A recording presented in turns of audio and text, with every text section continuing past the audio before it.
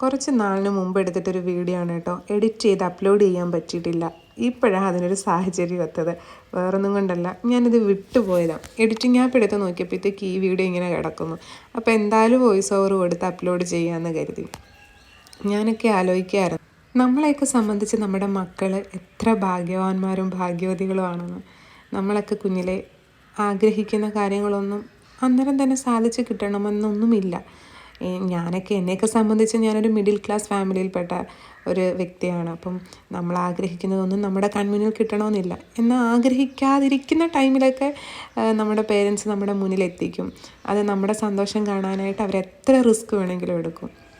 അതുപോലെ തന്നെ നമ്മുടെ മക്കളും നമ്മുടെ കൂടെ എപ്പോഴും ഹാപ്പി ആയിരിക്കാനാണ് നമ്മൾ ആഗ്രഹിക്കുന്നത്.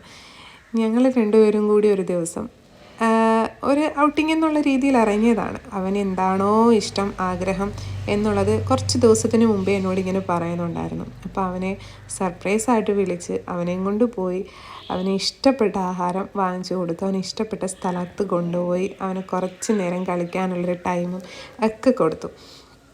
നമ്മൾ ആഗ്രഹിക്കുന്ന പോലെ തന്നെ നമ്മൾ ജീവിക്കണമെന്ന് നമ്മുടെ സാഹചര്യങ്ങളാണ് നമ്മളെ അതിലേക്ക് വഴിയൊരുക്കുന്നത്.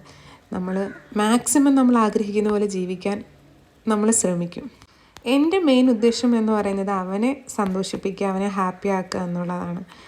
അവൻ്റെ ഹാപ്പിനെസ് കാണുമ്പോൾ ഞാനും എന്തൊക്കെയോ അച്ചീവ് ചെയ്തതുപോലുള്ളൊരു ഫീലാണ്. അങ്ങനെ ഞങ്ങൾ രണ്ടുപേരും ഹാപ്പി ആയിട്ടിരുന്നൊരു ദിവസമായിരുന്നു അത്.